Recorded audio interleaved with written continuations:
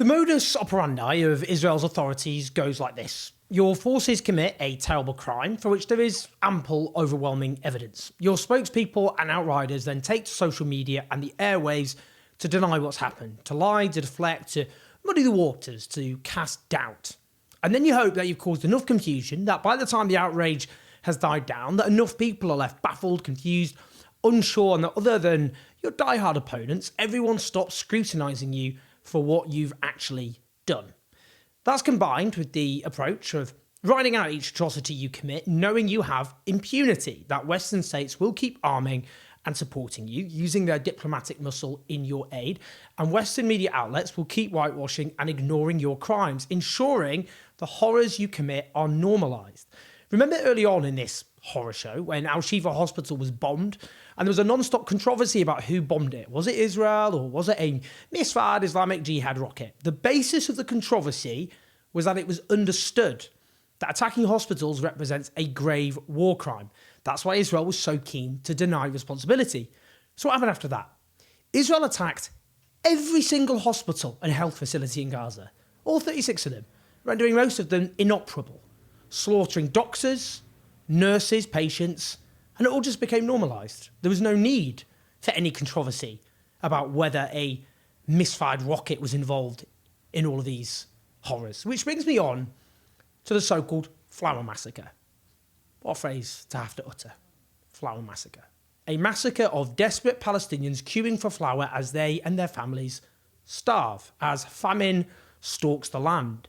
An artificial famine, a famine imposed by the Israeli state, by their siege, combined with the apocalyptic levels of destruction unleashed against Gaza by the Israeli state, causing the fastest decline in a population's nutrition status ever recorded, meaning, as Medical Aid for Palestinians puts it, that children are being starved at the fastest rate the world has ever seen. What does that mean in practice? 20% of households facing an extreme lack of food, 30% of kids suffering from acute malnutrition, while at least 20 children have died of hunger so far, the very beginnings of a famine. While at the same time, the UN says that 80% of families in Gaza lack clean water.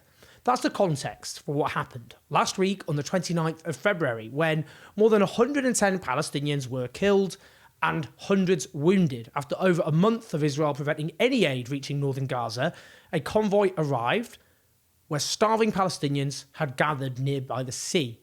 Now, let's be clear, the Israeli state massacred these Palestinians. Let's just be so abundantly clear about this from the outset.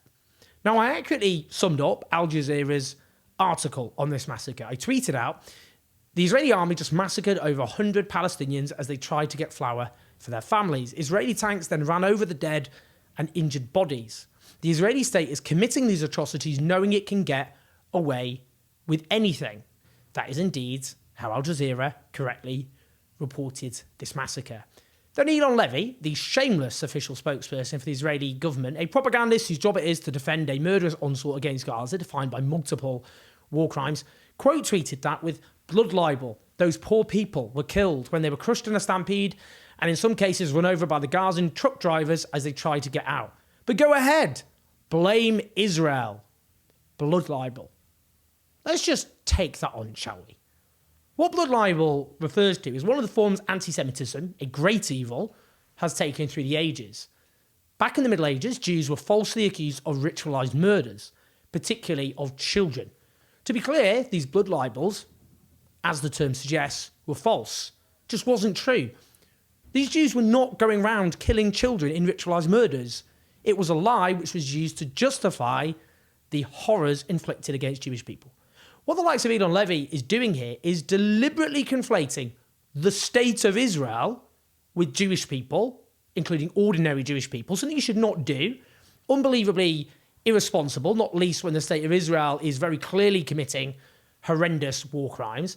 And in cases like this, we're not dealing with fictional deaths that haven't actually happened, unlike the claims falsely made, again, against ordinary Jewish civilians.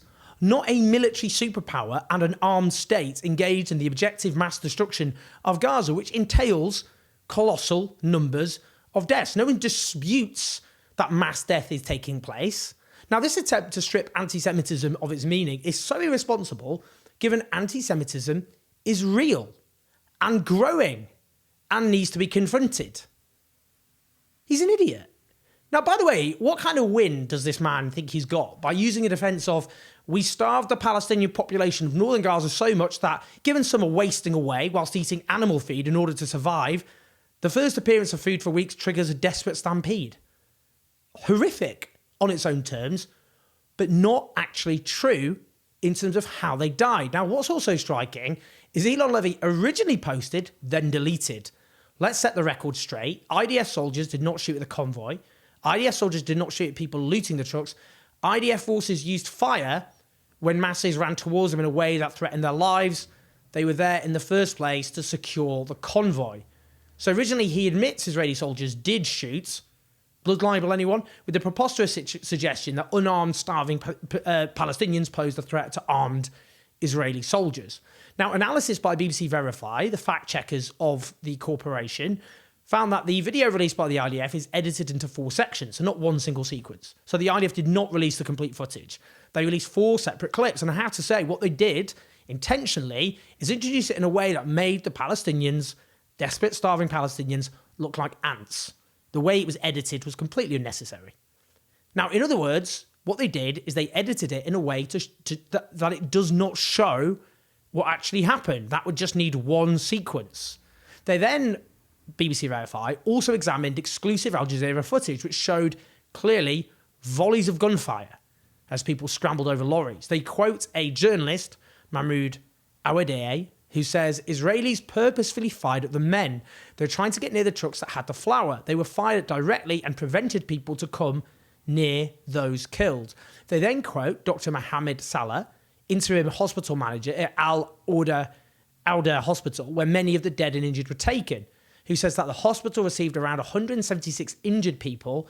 142 of these cases are bullet injuries, and the rest are from the stampede and broken limbs in the upper and lower body parts. So overwhelmingly, according to the medics who received the victims, the injuries were caused by bullets. The rest from a stampede inevitably caused by an army firing bullets at civilians. They then note, BBC Verify, the statements by the IDF, which repeatedly claim that Gazans were injured as a result of what they call pushing and trampling, with an IDF spokesperson declaring that a mob stormed the convoy. Now, the excellent Israeli-Palestinian media outlet Plus 972 magazine interviewed some of the victims. One young man declares that when the aid trucks eventually arrived at 4:45 a.m. before sunrise, where crowds of starving Palestinians were waiting, he said, "I couldn't see the truck. I just saw its lights and people rushing towards it. Suddenly, intense gunfire erupted from the Israeli tanks. I got separated from my uncle and cousin. I didn't know what was happening. I just wanted to survive and escape. Everyone was screaming and fleeing. There were bodies on the ground and wounded people crying for help." They referred to quotes from those working at what remains of Gaza's medical system. So as well as the one I quoted there, the director of Kamal Adwan Hospital, who told the New York Times it was the same scene at hospitals across Gaza City. So in the New York Times, he said they received the bodies of 12 people killed by gunshots and another 100 with bullet wounds. Multiple interviewees in the piece speak of how these starving Palestinians approached the trucks and they were met by the army responding with, to quote, them indiscriminately firing at everyone who was there. Now, we've repeated reports of the IDF firing at aid trucks, coordinated these aid trucks previously with the Israeli military, and desperate, starving Palestinians being shot at. But here's what happened. Israeli spokespeople and their allies lied. They spread lies. They muddied the waters. We had no condemnation from Israel's allies. So what then happens? Reports of yet more massacres. On the 3rd of March, that is Sunday, another report of dozens being killed and wounded at the Kuwaiti roundabout in Gaza City as they waited for flour trucks. And today, on the 5th of March, yet again, Palestinians under fire in Gaza City, again, waiting for aid trucks from IDF soldiers. Now, bear in mind, Western states have financially strangled the main humanitarian agency in Gaza, UNRWA, cutting off funds based on unevidenced Israeli claims, which in any case were absurd on their own terms. Allegations of 0.04% of UNRWA's employees being involved in the 7th of October attacks, even if that were true, and Israel has refused to offer up the actual evidence, does not justify mass collective punishment. That is a genocidal act by Israel and its Western allies. And belatedly, the EU ended up restoring funds, but only after so much damage had been done. Now, meanwhile, the US Air Force trumpets dropping 38,000 food packages on Gaza. Do you know what that is? It's less than one truckload. It's enough food to give 1.72% of the population a single meal for one day, as if that's compensation for the Israeli state with Western and specifically US support, and it's the US supplying the bombs raining down on Gaza. They are starving Gaza with that connivance of the Western states. And that is a key plank of the genocidal assault against the people of Gaza. But again, the Israeli state lies and lies and lies, muddies the water, and then gets away with its atrocities, only to repeat them all over again. That is why we have to speak out. Please like and subscribe. Do listen to us on the podcast. Keep the show on the road on patreon.com/Jose. I'll speak to you soon.